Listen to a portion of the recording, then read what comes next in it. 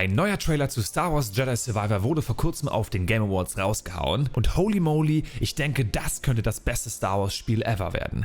Das ist einfach das, worauf wir als Star Wars Fans gewartet haben. Mehrere Arten von Lichtschwertern, ein Wiedersehen von Starkiller, Fragezeichen, eine Verbindung zur High Republic und eine heftige Collectors Edition. Aber keine Sorge, wir werden uns jedes versteckte Detail aus diesem Trailer und darüber hinaus angucken. Übrigens nutze ich kurz meinen Jedi-Gedankentrick, um euch zu einem Abo zu zwingen. You want to go home and rethink your life? I want to go home and rethink my life. Und wenn ihr dem widerstehen könnt, nutzt anstelle dessen einfach eure Macht für einen Daumen nach oben. Danke, aber lasst uns jetzt nun in das Video reinspringen. Ich setze einmal kurz die Basis für dieses Video und danach legen wir richtig los. Das Ganze kommt am 17. März, ein Freitag, also 2 Tage später als wie beim Leak von Steam angegeben. Leider nur auf der Next-Gen-Konsole und dem PC spielbar. Und das Ganze spielt 5 Jahre nach dem Vorgänger bzw. 10 Jahre nach Episode 3. Also inmitten der Skywalker-Ära bzw. Obi-Wan Kenobi-Serien-Ära. Gleich zu Beginn des Trailers sehen wir eine unbekannte Figur aus dem Bacta-Tank, die wir ja auch schon im allerersten Trailer zu Star Wars Jedi Survivor gesehen haben. Und diese Person könnte ein Echani sein, eine Rasse von dem Planeten Echan aus dem Inner Rim, quasi aus dem inneren Zirkel des Universums. Und diese Rassen haben halt, ja, sehr helle Haare und eine sehr blasse Haut. Er sagt, er wurde von jemandem verraten und er spricht auch vom Orden. Höchstwahrscheinlich kennt er also den Jedi-Orden. Das Work Against the Dark und seine danach vorhandene Stimme lässt auch darauf schließen, dass der Kollege aus dem Bacta-Tank auch vielleicht ein ganz böser Bub ist und unser Hauptgegner sein könnte. In einer weiteren Szene trägt er ein goldenes Gewand und das lässt darauf schließen, dass er von der High Republic-Ära kommt. Eine Zeit, die weit vor Episode 1 aus den Filmen spielt. Der große Typ, den wir in einer Szene mit dem Echani sehen, könnte ein Gendai sein. Gendai haben auch eine lange Lebensspanne. Kann also sein, dass er ihn vielleicht sogar von früher kennt und das würde auch die Connection zur High Republic nochmals unterstreichen. Kleiner Funfact, Gendais können bis zu 4000 Jahre alt werden. Ich gehe jetzt aber noch einen Schritt weiter. Dieser Echani, den wir im Bacta-Tank sehen, ist jemand, den wir schon im allerersten Trailer gesehen haben. Er könnte die unbekannte Gestalt mit dem roten Laserschwert sein. Oder Lichtschwert? Was sagt ihr dazu? 2 Punkte spielen hier eine Rolle. Zum einen schwingt der Charakter sein Laserschwert sehr träge. Und im Kampf sieht es nicht so aus, als hätte er einen zweiten Arm. Der zweite Punkt ist sein Outfit. Wenn ihr ganz genau guckt, seht ihr, dass es hier so aussieht, als hätte er eine goldene Robe an. Ähnlich wie im aktuellen Trailer. Wir können also davon ausgehen, dass er der Antagonist, der Bösewicht dieses Spiels sein wird. Doch was ist mit unseren Freunden? Naja, die alten Bekannten, Grass und Marin, die wir aus dem Vorgänger natürlich auch schon kennen, die sind leider nicht zu sehen im Trailer. Dafür aber Cere. Die hat sich doch schon ein bisschen verändert nach 5 Jahren und wir treffen nach langer Zeit wieder auf sie. Und sie hat auf einem unbekannten Planeten eine Jedi-Bibliothek oder wieder aufgebaut. Mehr sehen wir aber von den alten Bekannten nicht. Selbst im Raumschiff, als wir abstürzen, sehen wir keinen der anderen Charaktere und ich bin gespannt, wo die beiden sind und ob wir dazu vielleicht noch einen extra Story-Trailer bekommen. Neue Charaktere, die uns helfen, treffen wir aber dennoch, und zwar Bode Akun.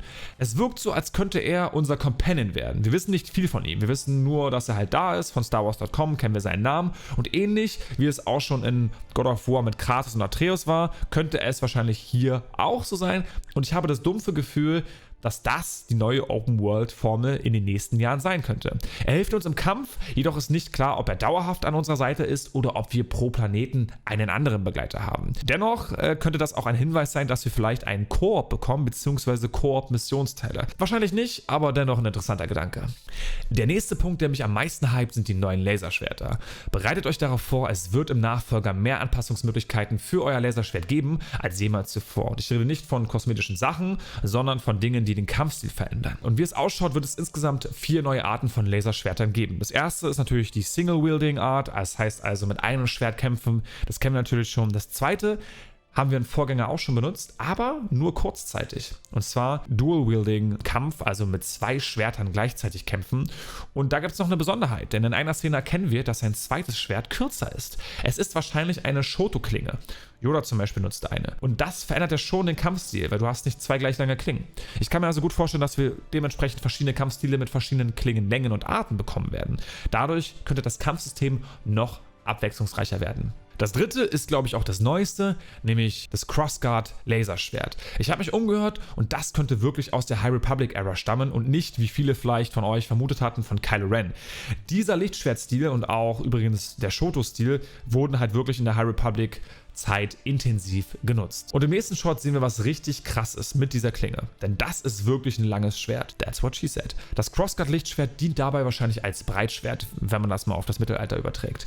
Als ein sehr schweres, aber starkes Laserschwert. Wir sehen, wie Cal sich dabei wirklich bewegen muss und wie viel Energie er da reinstecken muss. Also da auch ein neuer Lichtschwerttyp. Höchst interessant und natürlich gibt es auch das sicherlich doppelseitige Lichtschwert, das wir jetzt nicht im Trailer gesehen haben, aber natürlich wird es das definitiv geben. Und mit diesen Lichtschwertern können wir natürlich eine Menge Gegner ausschalten und da gibt es wirklich interessante neue Gegner im Trailer, die wir gesehen haben. Eine Menge aus den Clone Wars, eine Menge Separatisteneinheiten und gleich zu Beginn die Magna-Wachen, die Magna Guards, die wir natürlich mit General Grievous gemeinsam gesehen haben. Die können wir bekämpfen, werden wir bekämpfen. Natürlich dann die klassischen B1-Droids, die sind auf jeden Fall wahrscheinlich von einem Schmuggler oder von einem Piraten, denn das wurde öfters in der Vergangenheit erlebt, dass Droiden, Separatistentechnik von Piraten verwendet wurde. Und natürlich B2-Kampfdroiden haben wir auch noch am Start und auch Kommando-Droiden, diese Killer-Droiden, sehr intelligente Droiden, die meiner Meinung nach ihren ersten Auftritt in der ersten Episode von The Clone Wars hatten, aber korrigiert mich da gerne. Und natürlich haben wir auch Gegner mit Lichtschwertern, nicht nur den einen aus dem allerersten Trailer, sondern auch hier einen Gegner mit einem gelben Laserschwert. Und das Kommentar von StarWars.com war folgendes zu diesem Bild. Cal battles a dangerous enemy. Und einige glauben, das könnte es wirklich Starkiller sein und das würde ihn zurück in das Kanon-Universum bringen. Starkiller von The Force Unleashed. Wer das Spiel noch nicht gespielt hat, sollte sich das vielleicht mal geben. Gibt es bestimmt sicherlich jetzt für sehr wenig Geld. Außerdem scheint es so, als hätte dieser Gegner ein Lichtschwert mit Crossguard-Funktion. Wir haben dort kleine Teile an der Seite, die aber hochgeklappt sind. Warum das Ganze da so ist, I have no idea. Der Gegner mit diesem Speer hat auch eine Besonderheit, denn sein Speer sieht so ein bisschen aus wie das Logo von Mando, wenn ihr genau hinguckt. Ob es ein Mandalorianer ist, weiß man nicht. Auf jeden Fall hat der Stil seiner Rüstung eine Ähnlichkeit mit Rüstungen von Mandalorianern. Es wird aber noch besser. Imperial Sentry Droids können wir auch besiegen. Das sind die Vorgänger der Shadow Trooper aus Mandalorianer. Aber ich sage euch eins, nur weil sie die Vorgänger sind, sind sie, glaube ich, nicht leichter zu besiegen. Und was können wir nutzen, um diese ganzen Gegner zu besiegen? Natürlich neue Fähigkeiten, die wir im Trailer gesehen haben. Die Machtfähigkeit, die es erlaubt, Gegner in die Luft zu schleudern, sehen wir da gleich zu Beginn im Trailer. Das ist relativ easy. Die nächste Fähigkeit ist not so Jedi-like. Die Machtfähigkeit, Stormtrooper anzuheben und mit ihnen zu schießen auf andere Stormtrooper. Überlegt euch das mal. Finde ich schon eher Richtung Sith, um ehrlich zu sein. Aber wie wir wissen, also Cal hat ja keine richtige Ausbildung komplett genießen können und dementsprechend ist er wahrscheinlich auch kein richtiger Jedi. Was Jedis auch gut konnten, waren Tiere bändigen. Das haben wir im Trailer auch gesehen. Cal bändigt Tiere, um sich zum Beispiel anders zu bewegen über die Karte, um andere Bereiche zu erkunden. Und ich denke, das wird eins der Key Features sein aus diesem Spiel, um den Wiederspielwert zu erhöhen. Du musst einen Bereich nochmals besuchen, beziehungsweise kannst ihn dann nochmals besuchen. Das macht dann Sinn für dich, weil du eine Fähigkeit erlernt hast, nämlich zum Beispiel so ein Flugtier zu bändigen, um dann über eine kaputte Brücke zu fliegen. Das, denke ich mal, wird eins der Key Features sein. Den Lichtschwertwurf gibt es auch, allerdings hier in einer anderen Form, nämlich in der Art eines Boomerangs, um ein paar B1-Droids zu slicen. Und eine Machtschockwelle, die haben wir in der Vergangenheit ja auch schon gesehen, die Geschosse verlangsamt, gibt es auch. Nur diesmal ist das hier ein bisschen erweitert, denn wir können unsere Umgebung komplett verlangsamen, außer uns selbst natürlich, um die Gegner zu bekämpfen. Aber es wäre ja kein Star Wars, wenn es nicht eine spezielle Kreatur gäbe, gegen die wir kämpfen müssen, die übergigantisch riesig ist. Und da haben wir einige von. Wollt ihr mal gegen einen Wampa im Sumpf kämpfen? Einen Swamper? Danke übrigens Starbazar für die Vorlage. Ja, tatsächlich, normalerweise gibt es diese Kreaturen nur in Schneeregionen, die Wampas. Die kennen wir ja aus Episode 5, wenn ich jetzt das richtig in Erinnerung habe. Und gegen diese wunderschöne Kreatur könnt ihr auch im Sumpf kämpfen jetzt, beziehungsweise auf einem Dschungelplaneten. Cal kämpft im Trailer auch gegen eine Dino-ähnliche Figur. Zu dieser Figur wissen wir noch wenig. Wir wissen nicht, ob wir sie tamen können, also zähmen können, ob wir die Figur bekämpfen müssen. Aber wir sehen dadurch einfach, wie divers die Tierwelt in Star Wars Jedi Survivor sein wird. Ich hatte es zu Beginn schon angesprochen, die Fähigkeiten sind wirklich ein Key-Feature, um den Wiederspielwert zu erhöhen. Die Ausrüstung, die Cal aber bekommen wird, auch. Wir sehen zum Beispiel in einer Szene, dass Cal mit einem Greifhaken einen weit entfernten Bereich anspringt, beziehungsweise sich dorthin bewegt, wie zum Beispiel Spider-Man oder Batman. Und das lässt mich darauf schließen, okay, wir brauchen erst diesen Greifhaken, um an diese oder in diese Zone zu kommen, um halt den Wiederspielwert zu erhöhen. Also auch hier wurde ein Element installiert ins Spiel, das uns sagt, hey, du musst später nochmal wiederkommen, weil da gibt es bestimmt nice Story-Elemente oder nice Collectibles. Das nächste Feature ist jetzt kein neues Gear, aber auch eine neue Bewegungsart, die auch den Wiederspielwert erhöhen könnte. Und zwar können wir uns mit unserem Lichtschwert an einer Wand in Anführungsstrichen abseilen und ich glaube nicht, dass wir das überall machen können, aber das fügt da halt auch nochmal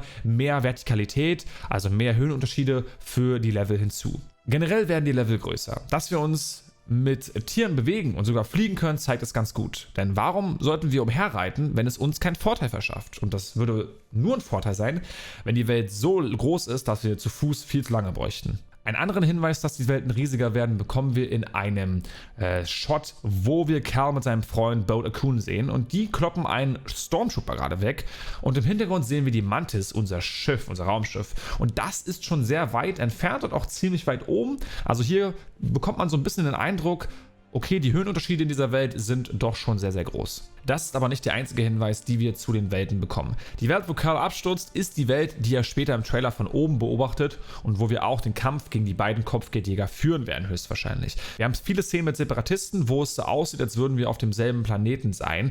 Und eine Szene, wo wir die Kommandodroiden ausschalten, unterstreicht das Ganze nochmal. Denn wir sehen dort ein Core-Schiff, welches wir zahlreich in Episode 2 gesehen haben und natürlich auch in The Clone Wars. Was für ein Planet das jetzt am Ende ist, das kann ich euch leider nicht beantworten, aber sicherlich ein Planet aus den Klonkriegen.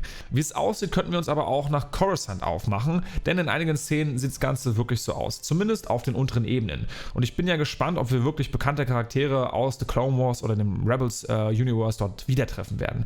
In einem Screenshot zum Beispiel vom ersten Trailer, also nicht diesen jetzt, der aktuell ist, sehen wir auch, dass der Senator, der unser Lichtschwert hat, in Coruscant ist. So weit entfernt können wir dann auch nicht sein. In dieser Szene mit Boat sehen wir auch im Hintergrund, als er uns nach oben hilft, das sieht schon sehr aus wie Coruscant. Das waren auf jeden Fall die meisten Details vom Trailer. Wenn ihr noch etwas gesehen habt, was ich nicht gesehen habe, schreibt es mal in die Kommentare, aber es gibt noch eine richtig nice Sache. Ihr habt es vielleicht nicht mitbekommen, aber es gibt eine richtig krasse Collectors Edition von Star Wars Jedi Survivor. Die findet ihr bei Limited Run Games und die kostet $300 und beinhaltet einfach das Laserschwert von Cal Kestis.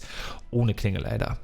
Aber holy moly, wie geil ist diese Collectors Edition bitte? Außerdem ist diese limitiert, ich habe 2 Zahlen gehört, auf 1500 Stück oder halt 4000, so oder so, aber eine sehr geringe Stückzahl. Der einzige Wermutstropfen ist wirklich, nach Deutschland kostet die Collectors Edition mit Versand und Steuern 445 €. Und mit dem Zoll gemeinsam möchte ich nicht wissen, wie viel das ist, aber ich kann mir vorstellen zwischen 500 und 600 €. Nice. Auf jeden Fall gibt es starke Hinweise, dass dieses Spiel wirklich unglaublich gut sein könnte. Ich sag's mal ganz simpel, ich glaube, es wird ein God of War im Star Wars Universum, auch vom Gameplay her. Wir haben Begleiter, wir haben Barrieren, wir haben quasi Momente, wo wir nur mit Fähigkeiten hinkommen, die wir später bekommen. Das heißt, ähnlich wie in God of War. Oder wir haben auch Momente, wo wir wahrscheinlich alleine sein werden, ja, wo wir abgestürzt sind, alleine auf einem Planeten. Das ist vergleichbar mit der Szene, wo wir Atreus gespielt haben, wo wir nicht eben die Fähigkeit von Kratos hatten. Viele Parallelen auf jeden Fall gibt es dazu und wenn ihr jetzt wissen wollt, was für weitere Details es zu Star Wars Jedi Survivor noch gibt, dann checkt mal gerne dieses Video ab, da verpasst ihr auf jeden Fall die wichtigsten Informationen nicht. Ich wünsche euch was, Freunde, möge die Macht mit euch sein. Bis dann.